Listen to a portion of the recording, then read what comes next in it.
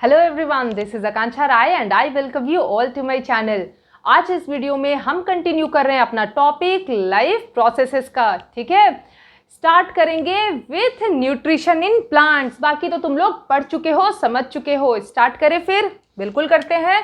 Nutrition in plant में तुम लोगों को पता है कौन सा मोड होता है? ऑटोट्रॉफिक मोड होता है। बहुत जानी हुई चीज है ये। कौन सा प्रोसेस परफॉर्म करता है प्लांट अपने फूड को प्रिपेयर करने के लिए? जल्दी बताओ। सबको ये भी पता है। ये सारी चीजें तो तुम लोगों के माइंड में बहुत अच्छे से सेट है। फोटोसिंथेसिस, क्या करें इस टर्म को ब्रेक करेंगे जो तुम लोग करते आए हो। फोटो का मीनिंग क्या होता है? लाइट। ठीक है, एंड सिंथेसिस का मतलब होता है टू प्रिपेयर। लाइट को बना दे हम लोग? पॉसिबल है ये? नहीं, हम लोग लाइट को नहीं बना रहे हैं। हम लोग कर रहे हैं फूड का preparation in the presence of light. Light होगी कौन सी? सनलाइट। तो हम कर पाएंगे क्या? फोटोसिंथेसिस नहीं, प्लांट। ये क्लियर हो गया? चलो फिर अब फोटोसिंथेसिस प्रोसेस को करते हैं इलाबोरेट। समझते हैं क्या क्या चीजें होती हैं, कैसे होती हैं। ठीक, देखो नई चीजें हैं तुम्हारे लिए। पुराने क्लास को कंपेयर करें तो अच्छे से समझ लो, क्योंकि ये तुम लोगों का हमेशा का टॉपिक है, हमेशा आता रहेगा। चलो याद करते हैं फिर। फोटोसिंथेसिस प्रोसेस के लिए प्लांट को किन किन चीजों की रिक्वायरमेंट होती है? तो प्लांट को चाहिए कार्बन डाइऑक्साइड, पता है ना ये सारी चीजें। CO2 चाहिए और चाहिए H2O। और हमें क्या चाहिए? अगेन हमें नहीं, प्लांट को सनलाइट चाहिए एंड क्लोरोफिल। ये चार चीजें चाहिए ही चाहिए। अब इसमें कार्बन डाइऑक्साइड एटमॉस्फेयर से मिल रहा है प्लांट को, वाटर जो है वो अंडरग्राउंड से मिल रहा है, सॉइल से मिल रहा है, सनलाइट तो अवेलेबल है ही। क्लोरोफिल का क्या कर रहा है वो? उसने रखा हुआ है। क्लोरोफिल जो है एक पिगमेंट होता है जो रिस्पॉन्सिबल होता है प्लांट को एक्स्ट्रा एडवांटेज देने के लिए। कैसे? हमें अगर क्लोरोफिल होता तो हम भी मजे से धूप में जाते और अपना खाना प्रिपेयर करके खुश हो जाते। बट ये चीज किसको अवेलेबल है? Only plants. तो उनके पास है ये क्लोरोफिल, उनके पास है बहुत बड़ा एडवांटेज, और वो है हेड पोजीशन पे। ठीक है, मूव करते हैं आगे। प्लांट का हम लोग समझते हैं थोड़ा स्ट्रक्चर, प्लांट का नहीं समझते हैं हम। लीफ का स्ट्रक्चर बन गया, बहुत अच्छे से बन गया है। मान लो ये लीफ है। ये मेरा हाथ जो है इसको समझ लो लीफ का क्या है? पूरा सरफेस है, जैसे ये है ना, यही। अब अगर मैं इसको बीच से कट कर दूं, इसको नहीं इमेजिन करना, किधर चले जाओगे तुम लोग। लीफ को इमेजिन करना, इसको नहीं काट देना। ये लीफ है, लीफ के सरफेस को, इसको हम बीच से कट कर रहे हैं, हाफ पार्ट हटा दो तो तुम लोगों को ये पतला सा दिखेगा, पेपर की तरह। पेपर जानते हो ना, तो लीफ भी कितना मोटा होता है? पतला ही होता है। तो ये हाथ तो बहुत मोटा है, तुम लोगों को पतला सा दिखेगा, ऐसा लाइन टाइप का। मान लो इसको कट कर दिया तो ये क्या हो गया? ऐसा ऐसा दिखेगा हमें। ठीक है, ये पतला सा जो पार्ट है ना, यही कर जाता है कमाल। कहाँ? माइक्रोस्कोप से जब देखेंगे तब। ऐसे तो कुछ नहीं दिखने वाला। माइक्रोस्कोप से देख डालो, लगेगा दुनिया ही बदल गई इसकी। तो माइक्रोस्कोप से जब हम देखते हैं तो स्ट्रक्चर समझो। ऊपर वाला जो पार्ट है, यहाँ ऊपर नीचे कुछ नहीं समझ आने वाला। माइक्रोस्कोप में देखोगे तो ऊपर का जो पार्ट होता है वो होता है अपर एपिडर्मिस। क्या होता है? Upper epidermis. वैसे ही जब नीचे वाले पार्ट की बात करेंगे तो वो हो जाता है लोअर एपिडर्मिस। सेल्स हैं ये। ठीक है, अपर एपिडर्मिस के। जैसे हमारे बॉडी में स्किन होता है ना, आउटर कवरिंग, वैसे ही प्लांट में क्या होता है? एपिडर्मिस। ये इसका आउटर स्किन, आउटर जो कवरिंग हो गई अपर एपिडर्मिस, और लोअर कवरिंग जो हो गई लोअर एपिडर्मिस हो गया। ये समझ में आ गई ये चीज।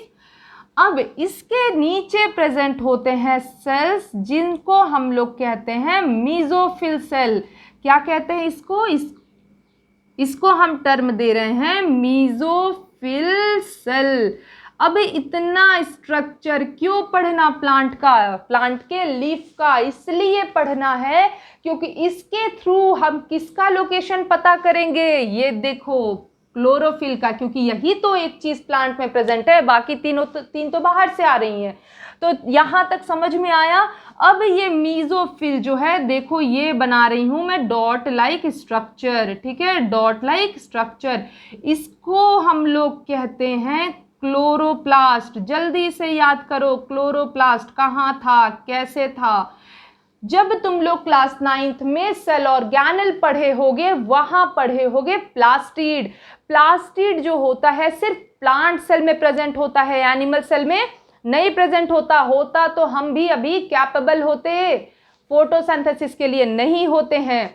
तो प्लास्टिड के होते हैं 3 टाइप्स, तुम लोगों ने पढ़े हैं। उसमें एक टाइप जो होता है वो होता है क्लोरोप्लास्ट। किस चीज के लिए रिस्पॉन्सिबल होता है, प्रोवाइड करने के लिए ग्रीन कलर प्लांट को। तो ग्रीन कलर किस चीज के कारण आ रहा है, जल्दी जल्दी सोचो, क्लोरोफिल पिगमेंट के कारण। समझ में आया, कितना सुंदर साइकिल है, ये चेन है। कैसे, ये हो गया लीफ का ट्रांसवर्स सेक्शन, टीएस लिखा होगा तुम लोगों के बुक में, कंफ्यूज नहीं होना। Transverse section, upper epidermis, lower epidermis, इसके विद इन प्रेजेंट है मीजोफिल सेल जो डिवाइड होते हैं स्पॉन्जी एंड पैलिसेड पैरेन्काइमा में, ठीक है। ये हो गया अपना lower epidermis.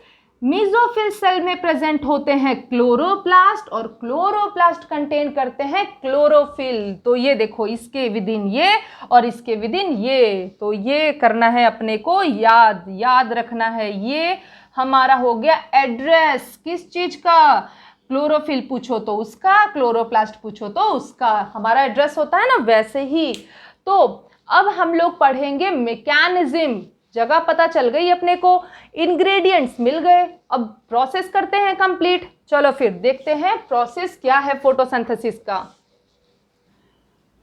So here we have chemical reaction for photosynthesis, जहां पर रॉ मटेरियल है carbon dioxide, water, in the presence of sunlight, chlorophyll pigment already plant में प्रेजेंट है, forming glucose, oxygen and hydrogen, sorry water. तो ये समझ में आ गया रिएक्शन। ये रिएक्शन तो तुम लोगों को याद भी होगा। चलो अब डिस्कस करते हैं कि क्या डिफरेंट हमें पढ़ना है इस केमिकल रिएक्शन के बाद, क्योंकि ये रिएक्शन तो पढ़ते आए हैं, तो डिफरेंट क्या है समझते हैं। ये सनलाइट जब फॉल करती है, किस पे फॉल करेगी, प्लांट पे, ठीक है। ये मान लो प्लांट प्रेजेंट है इन्वायरमेंट में, तो ये लीफ अगर प्लांट की है तो इस पे फॉल कौन करेगा, ये सनलाइट। जैसे ही सनलाइट इस लीफ पे फॉल करती है, क्लोरोफिल प्रेजेंट होता है, हमें पता है ना, लीफ में प्रेजेंट है क्लोरोफिल। ये क्लोरोफिल जो है ये कैप्चर कर लेता है सनलाइट को, इसके पास टेंडेंसी होती है कि ये सनलाइट को पकड़ लेता है। इसी की जगह प्लांट की जगह अगर कोई और ऑर्गेनिज्म हो, ह्यूमन हो, एनिमल हो, वो ये सनलाइट तो फॉल करती है बॉडी पे, लेकिन क्लोरोफिल नहीं होने के कारण उसको कैप्चर नहीं कर पाते, इतना डिफरेंस होता है, ठीक है। तो यहां हो गया सनलाइट कैप्चर। जैसे ही सनलाइट कैप्चर होता है, प्रोसेस होता है जिसको हम लोग कहते हैं splitting of water. Splitting of water, कौन सा वाटर, जो वाटर रॉ मटेरियल में यूज हो रहा है, दिस वन, ये टूट जाता है। समझ में आया, ये टूटेगा वाटर तो क्या बनाएगा, हाइड्रोजन एंड ऑक्सीजन। याद रखना, सबसे पहले जब ये लाइट फॉल कर रही है, क्लोरोफिल उसको कैप्चर कर रहा है, वाटर का स्प्लिटिंग हो रहा है, resulting in release of hydrogen and oxygen. ये काम हो गया। नेक्स्ट आ जाओ, ये जो सोलर एनर्जी है, सन से कौन सी एनर्जी आ रही है, सोलर एनर्जी। ये सोलर एनर्जी चेंज होगी into which energy, solar energy change होगी इनटू केमिकल एनर्जी, क्योंकि हमें केमिकल एनर्जी ही चाहिए, सो दैट ये केमिकल एनर्जी हमें जो है एनर्जी प्रोवाइड करे। कैसे, बात करते हैं अभी। अब देखो यहाँ है कार्बन डाइऑक्साइड, ये पूरा काम अपना हो गया। कार्बन डाइऑक्साइड का अब काम है क्या, उसको बनाना है ये दिस वन, क्या है ये, ग्लूकोज को, ठीक है। वाटर जब टूटा तो उसने बना दिया क्या, देखो ये जो दिख रहा है ना अपने को, ये पार्ट, दिस वन, ऑक्सीजन और हाइड्रोजन, हाइड्रोजन की बात करते हैं अभी, ये वाटर ने एक पार्ट बना दिया। अब इसको बोला गया कार्बन डाइऑक्साइड को कि भाई वाटर ने अपना काम कर लिया, अब तू अपना काम कर। तो इसको बनाना है अब ग्लूकोज को। तो ये देखो इसमें क्या क्या प्रेजेंट है, कार्बन डाइऑक्साइड में C प्रेजेंट है, O प्रेजेंट है। परेशान कैसे मैनेज करूंगा मैं हाइड्रोजन को, क्योंकि यहां तो हाइड्रोजन है ही नहीं, जबकि फॉर्मूला में हाइड्रोजन भी है।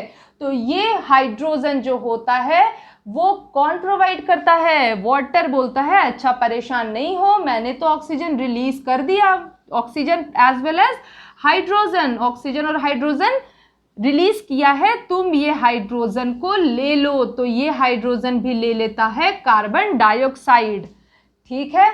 अब यहाँ पर एक केमिस्ट्री का पॉइंट याद करो, जब भी किसी चीज में हाइड्रोजन जुड़ता है, मान लो कि ये CO2 था, इसमें अब हमने क्या किया, हाइड्रोजन लाकर इसको दे दिया। जब भी किसी चीज में हाइड्रोजन ऐड होता है इसको हम लोग कहते हैं रिडक्शन। अगर यहीं पर ऑक्सीजन ऐड हुआ रहता तो उसको हम लोग कहते हैं ऑक्सीडेशन, ऑक्सीडेशन, यहाँ H है तो ये रिडक्शन। तो यहाँ पर कार्बन डाइऑक्साइड का रिडक्शन हुआ कि नहीं हुआ, हुआ, ऑब्वियसली हुआ, अपने को टर्म से ही पता है, addition of hydrogen is called reduction. तो यहाँ हो गया रिडक्शन ऑफ कार्बन डाइऑक्साइड।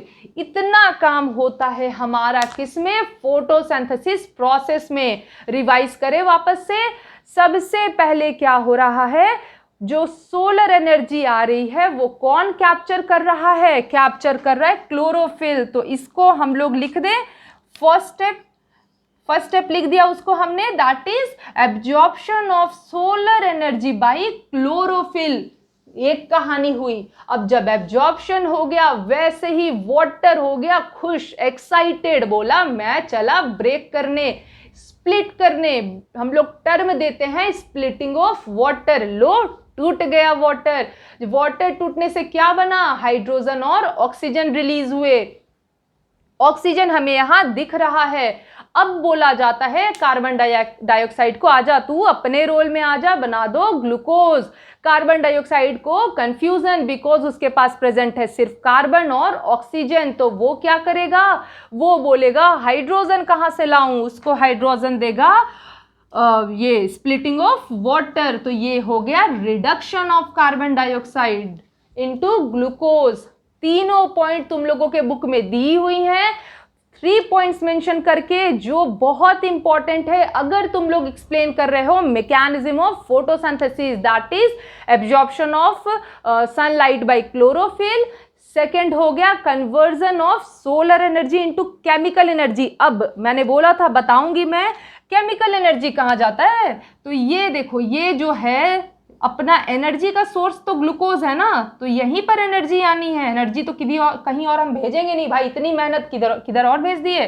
तो इसी ये जो बॉन्ड फॉर्म होगा इनके बीच में, बॉन्ड से बनते हैं ना कोई भी, तो बॉन्ड जब फॉर्म होगा उसी बॉन्ड में स्टोर्ड है केमिकल एनर्जी। इसीलिए जब हम कहते हैं कि मॉलिक्यूल्स जब हमारे बॉडी में बिग मॉलिक्यूल गए, प्लांट में गए, जब वो टूटते हैं तो क्या रिलीज होता है, एनर्जी, क्योंकि उस बॉन्ड में स्टोर्ड होती है एनर्जी। ठीक है, ये समझ में आया। तो यहां पर सेकेंड पॉइंट पे थे हम क्या था उसमें, conversion of solar energy into chemical energy and splitting of water. ये हो गया अपना सेकेंड पॉइंट। थर्ड पॉइंट क्या है, reduction of carbon dioxide into carbohydrate. Glucose क्या है, कार्बोहाइड्रेट ही है। तो ये 3 पॉइंट हो गए हमारे बहुत ही मेन फोटोसिंथेसिस प्रोसेस के लिए। ठीक है, अभी भी फोटोसिंथेसिस प्रोसेस में हमें चीजें पढ़नी है कि कार्बन डाइऑक्साइड कहाँ से आ रहा है, कैसे आ रहा है, वाटर किस प्रोसेस से आ रहा है और कौन कौन से फैक्टर रिस्पॉन्सिबल होते हैं फोटोसिंथेसिस को इफेक्ट करने के लिए। तो इन सारे पॉइंट्स को हम पढ़ेंगे अपने नेक्स्ट सेशन में। टिल देन तुम लोग इसको अच्छे से रिवाइज कर लो, समझ लो and stay safe and take care everyone.